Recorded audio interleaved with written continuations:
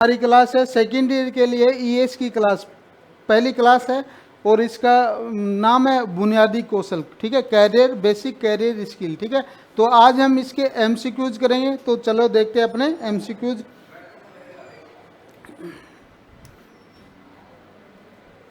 देखो, पहला है रिज्यूम में निम्नलिखित में से क्या शामिल होता है। पहला है शौक, पसंदीदा भोजन या व्यक्तिगत रुचियां, बचपन की यादें या दैनिक दिनचर्या होती है। या फोर्थ ऑप्शन है कि संपर्क जानकारी, शैक्षणिक विवरण या कौशल और कार्य। देखो, जो भी हम रिज्यूम बनाते हैं उसमें क्या है, अपने पर्सनल इंफॉर्मेशन और एजुकेशन क्वालिफिकेशन और एक्सपीरियंस को अपन इंक्लूड करते हैं। तो इसका ऑप्शन राइट ऑप्शन क्या हो जाएगा, ऑप्शन डी इसका राइट आंसर हो जाएगा। तो पहले में क्या है, रिज्यूम में क्या है, संपर्क जानकारी होनी चाहिए, शैक्षिक विवरण और कौशल और कार्य होना चाहिए। ठीक है, तो ऑप्शन डी इसका राइट आंसर हो जाएगा। ठीक है, तो चलो नेक्स्ट क्वेश्चन देखते हैं अपन कि राघव एक मार्केटिंग फर्म में नौकरी के लिए आवेदन कर रहा है। उसके कवर लेटर को पढ़ना के लिए आसान बनाने के लिए उसे क्या करना चाहिए।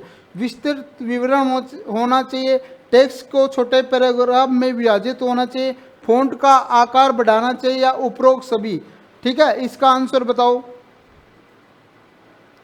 देखो, टेक्स्ट है जो अपना उसको छोटे पैराग्राफ में विभाजित करना चाहिए, इसका राइट आंसर हो जाएगा।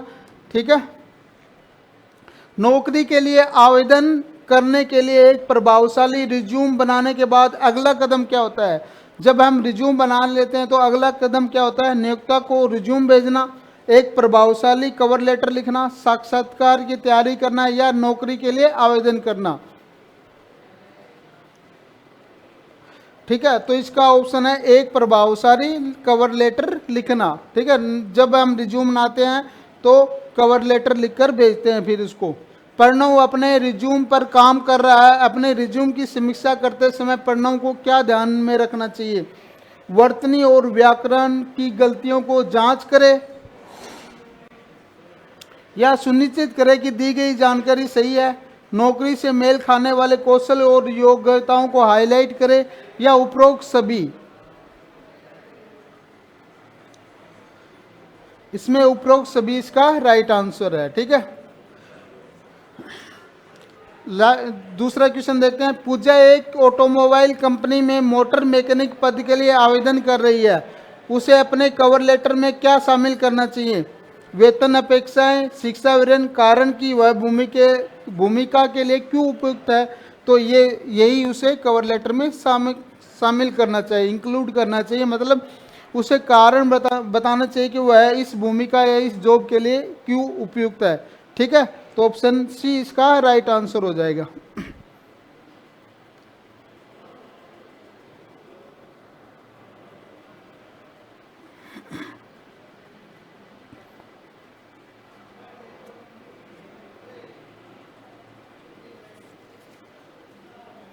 चलो नेक्स्ट क्वेश्चन देखते हैं कि फॉर्मल कम्युनिकेशन क्या होता है। सभी लिखित संचार, नियमों के एक सेट का पालन करते हुए आधिकारिक संचार, दोस्तों और परिवार के साथ बातचीत या सोशल मॉडल मीडिया पर अनौपचारिक चैटिंग।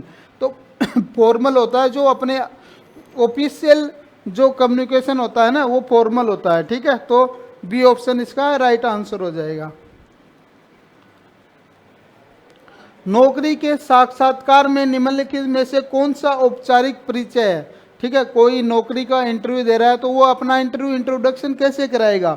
नमस्ते, मैं परमीत हूँ, आपसे मिलकर खुशी हुई। Hi, I am Parmeet, thanks for having me. Yeah मैं परमीत हूँ, चलिए शुरू करते हैं। या अगला ऑप्शन है अपना सुप्रभात या गुड मॉर्निंग या गुड आफ्टरनून। मैं परमीत हूँ और इस भूमिका के लिए मुझे चुनने के लिए आपका धन्यवाद करना चाहता हूँ। ठीक है, ये थोड़ा बेस्ट ऑप्शन है। ठीक है, तो इसका राइट आंसर ये वाला ऑप्शन हो जाएगा। ठीक है, औपचारिक लिखित संचार का एक उदाहरण क्या है। किसी मित्र को टेक्स्ट भेजना, व्हाट्सएप संदेश भेजना, अपने प्रबंधक को ईमेल भेजना या सोशल मीडिया प्लेटफॉर्म पर पोस्ट करना। ठीक है, ये सभी तो ये क्या है, कोई दोस्त के साथ बात करना है, ये क्या है, ये इनफॉर्मल है, ठीक है। अपने प्रबंधन को ईमेल भेजना एक फॉर्मल कम्युनिकेशन का एग्जाम्पल है। नौकरी के साक्षात्कार के दौरान रमेश से उसकी शीर्ष 3 शक्तियों का वर्णन करने के लिए कहा जाता है, तो उस कौन सी अच्छा जो उसको औपचारिक फॉर्मल कम्युनिकेशन है वो दर्शाते हैं। मैं बहुत सी चीज़ों में बहुत अच्छा हूँ, मुझे लगता है मैं हर चीज़ में थोड़ा बहुत कर सकता हूँ। मेरे शीर्ष 3 कौशल समस्या समाधान और टीम वर्क और विवरण पर ध्यान देना है। मुझे नहीं पता, मैंने वास्तव में इससे नहीं सोचा, तो ऑप्शन सी इसका राइट आंसर हो जाए, ठीक है।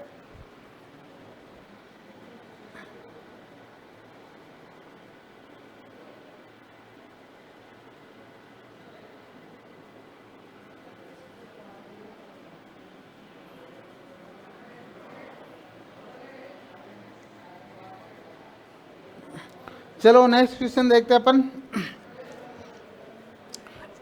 इनफॉर्मल कम्युनिकेशन किसे कहते हैं? सभी मौखिक संचार या नियमों के सेट का पालन करते हुए आधिकारिक संचार, आधिकारिक कार्य व्यवस्था के बाहर अनौपचारिक बातचीत, ठीक है। इनफॉर्मल जो अपने दोस्तों के साथ हम जो बातचीत करते हैं वो इनफॉर्मल कम्युनिकेशन के उदाहरण होता है, तो अपन सी ऑप्शन इसका राइट आंसर हो जाएगा। कार्यस्थल के भीतर निम्नलिखित में से कौन सी कुछ अनौपचारिक स्थितियां हैं? कैंटीन में भोजन करना, वाटर कूलर के पास पानी पीना, लॉबी हॉल में प्रतीक्षा करना, या उपरोक्त सभी? तो ये सभी इसका राइट आंसर हो जाएगा, ठीक है। अनौपचारिक स्थितियां मतलब लॉबी या कैंटीन में भोजन करना या वाटर कूलर के पास बातचीत, पास पानी पीना, ये क्या है? अनौपचारिक इंफॉर्मेशन है, ठीक है, कम्युनिकेशन का एग्जाम्पल है।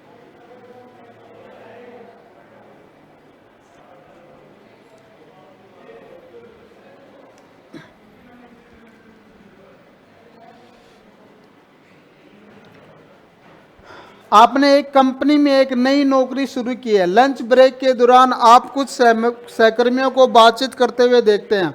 आप उनके साथ अनौपचारिक बातचीत कैसे शुरू करेंगे, ठीक है। तो पहला है औपचारिक रूप से अपना परिचय दें और कंपनी में उनकी भूमिकाओं के बारे में पूछें। दूसरा है उनके वेतन के बारे में पूछें या उन्हें अनदेखा करें। तो पहला ये है कि औपचारिक रूप से अपना परिचय दें और कंपनी में उनकी भूमिकाओं से के बारे में पूछें।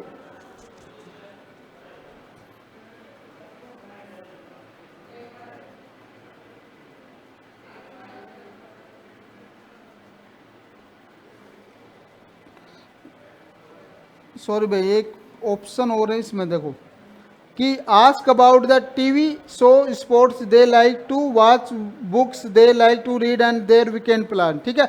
अनौपचारिक बातचीत के बारे में कह रहा है, तो ये बी ऑप्शन हो जाएगा, ठीक है। अनौपचारिक में मतलब जो उनके वीकेंड प्लान के बारे में पूछना, कोई टीवी शो के बारे में पूछना, ये वाला ऑप्शन हो जाएगा, ठीक है।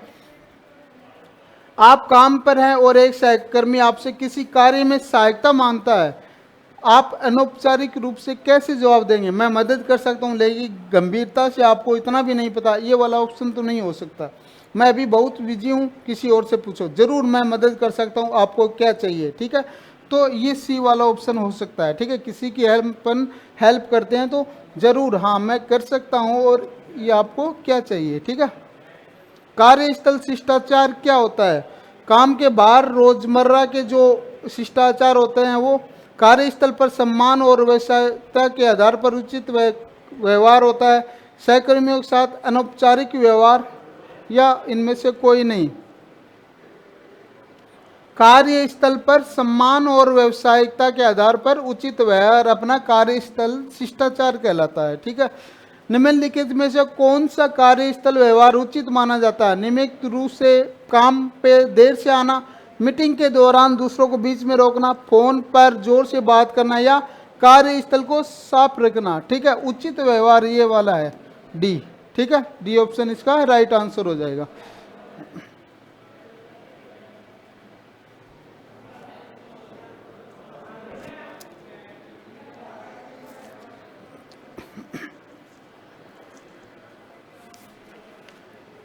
चलो नेक्स्ट क्वेश्चन देखते हैं अपन कि क्रिस्टी अपने डेस्क पर काम कर रही है, कार्यस्थल पर निम्नलिखित में से कौन सा व्यवहार अनुचित है। कार्य अनुचित बताया है, पूछा है, ठीक है। कार्यस्थल को साफ करना ये तो उचित है, विनम्र और स्पष्ट तरीके से बोलना ये भी उचित है, डेस्क पर बार बार थपकाना ये अनुचित है, ठीक है। इससे क्या है, लोगों का ध्यान भटक जाता है, ठीक है। टीम मीटिंग के दौरान आयशा द्वारा की गई निम्नलिखित में कौन सी हरकतें कार्यस्थल शिष्टाचार को दर्शाती है।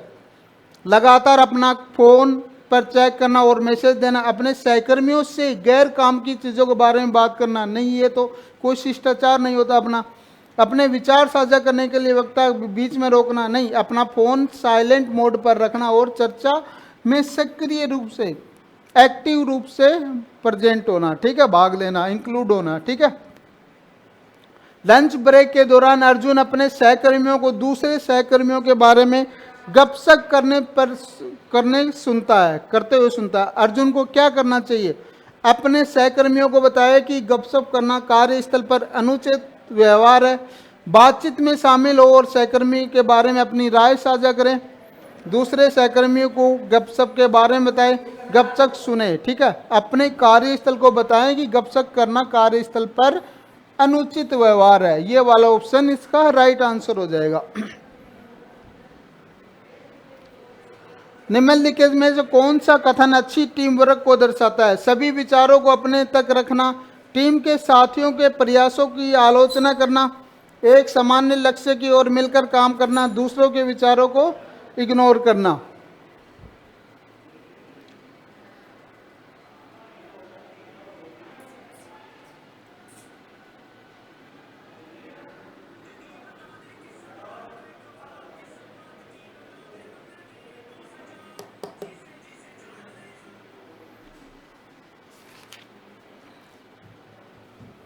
एक सामान्य लक्ष्य की और मिलकर काम करना, ये वाला ऑप्शन राइट आंसर हो जाएगा, ठीक है।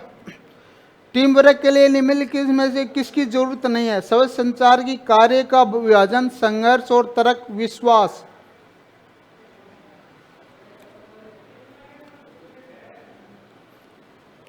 संघर्ष और तर्क की इसमें कोई जरूरत नहीं होती है, ठीक है। रवि दो अन्य टीम के साथियों के साथ एक प्रोजेक्ट पर काम कर रहा है, इनमें से कौन सा उसे एक अच्छा टीम प्लेयर बनाता है। जब दूसरे नहीं सुनते तो गुस्सा होना, टीम को तेजी से काम करने में मदद करने के लिए विचार साझा करना, यह सोचना कि वह कभी गलती नहीं करता, अपने साथियों के विचारों को सुनना और राय को न सुनना, ठीक है। तो टीम को तेजी से काम करने में मदद करने के लिए विचार साझा करना, ये उसे अच्छा एक प्लेयर बनाता है इसमें, ठीक है, भूमिका निभाने वाला।